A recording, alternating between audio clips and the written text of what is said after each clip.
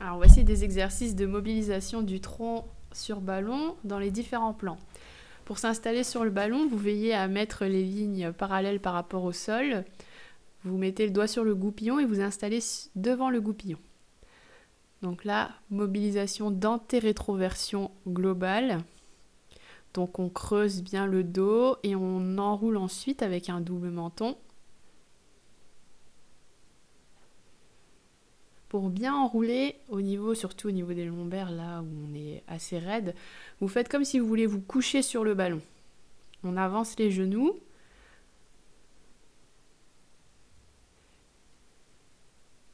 Et le mouvement du ballon est léger.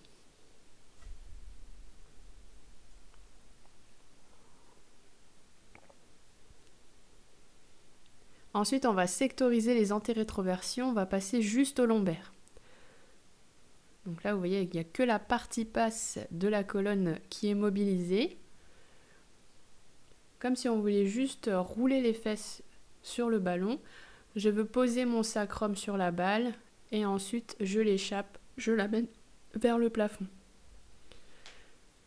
Au niveau thoracique, je gonfle et je creuse les pectoraux.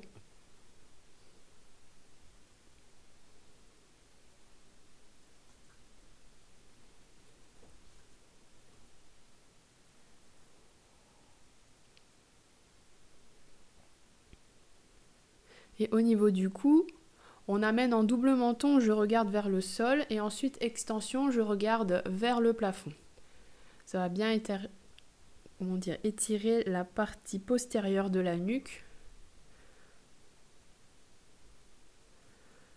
Souvent en ready, elle est en extension haute avec le travail sur les écrans, les séries, regarder la télévision.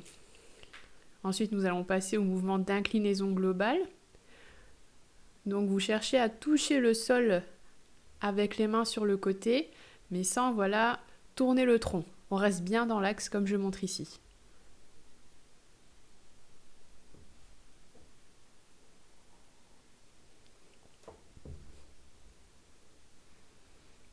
Alors, ce type d'exercice est bien évidemment adapté à tout type de lombalgie ou ceux qui souffrent de raideur générale au niveau du dos.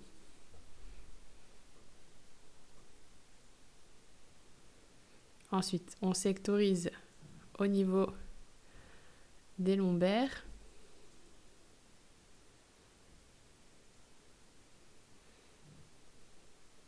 Donc là, vous faites comme si vous voulez tomber une fesse à droite, tomber une fesse à gauche en suivant le mouvement du ballon.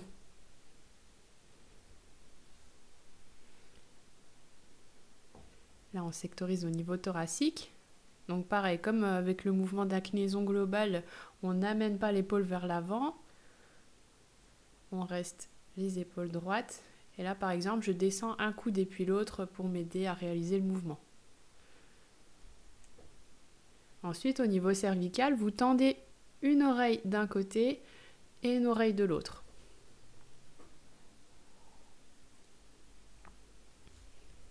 Le reste du corps qui est sur le ballon est évidemment bien relâché. Ensuite, on va faire des mouvements de translation. Donc la translation par rapport à l'inclinaison, c'est pas tout à fait le même plan.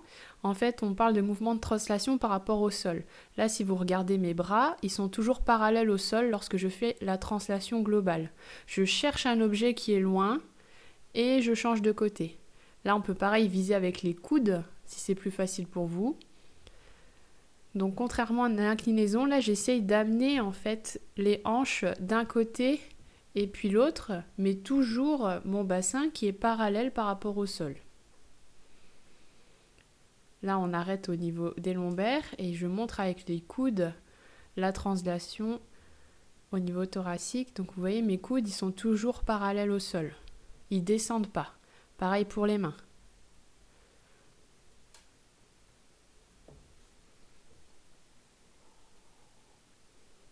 C'est des mouvements très très fins. Vous ne pouvez pas réaliser de grands mouvements si vous les faites correctement. Et là, au niveau des cervicales, au lieu de tendre une oreille et puis l'autre, c'est comme si vous repoussiez à droite et à gauche votre menton. Donc l'oreille ne se soulève pas.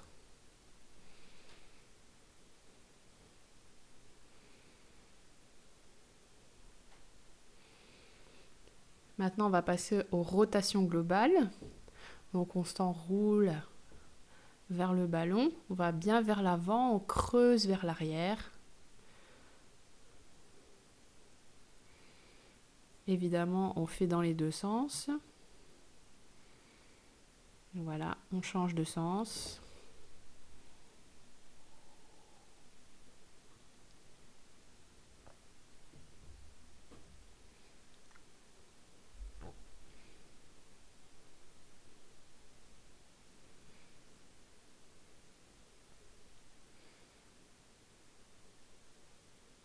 Là, je vais vous montrer de profil. Donc là, on a sectorisé juste au niveau des lombaires. Dans un sens et puis dans l'autre. Ensuite, pour la hauteur de ballon, je vous réfère à la vidéo spéciale ballon où je vous explique bien comment gonfler le ballon et à quelle hauteur elle est la bonne. Ensuite, au niveau thoracique, donc là, j'amène le thorax, les pectoraux vers l'avant et ensuite, quand je creuse, j'enroule le dos vers l'arrière. Il faut imaginer votre colonne au milieu et que vous voulez tourner votre thorax par rapport à cette colonne, comme si c'était une barre qui vous traversait le milieu de votre corps.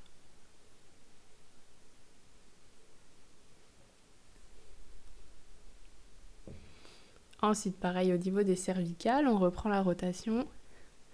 Mouvement très très drôle à voir. Quand c'est de face, c'est encore pire.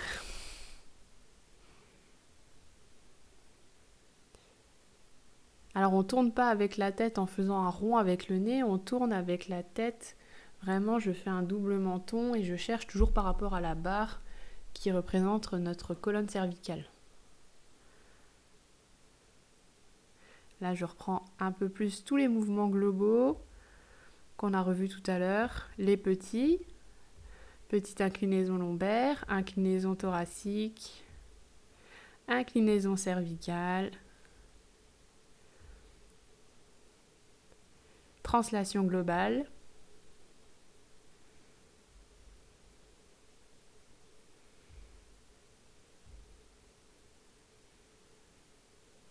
translation thoracique, translation cervicale,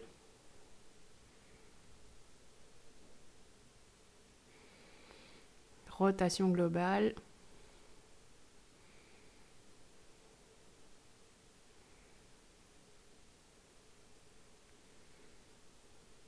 rotation lombaire, rotation thoracique,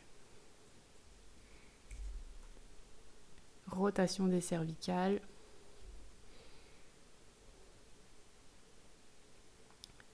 en dernier, pour finir, on passe en enroulement et en autograndissement.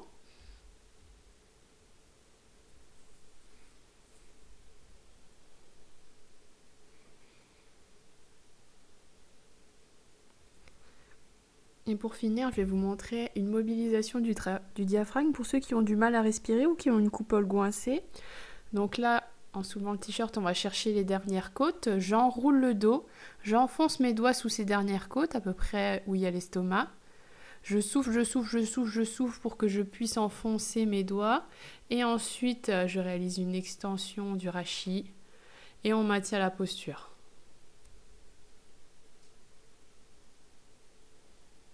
On repart, j'enroule, j'enroule, j'enroule, j'enfonce mes doigts. Je souffle. Et ensuite, je tends, j'étire en maintenant la pression des doigts sous les côtes. On ramène. Évidemment, c'est une manipulation à faire en dehors des repas, hein, je précise. On tire, on tire, on tire, on tire, on tire, on souffle bien et on relâche. Dernier enroulement. On se grandit. Et voilà pour cette vidéo sur ballon.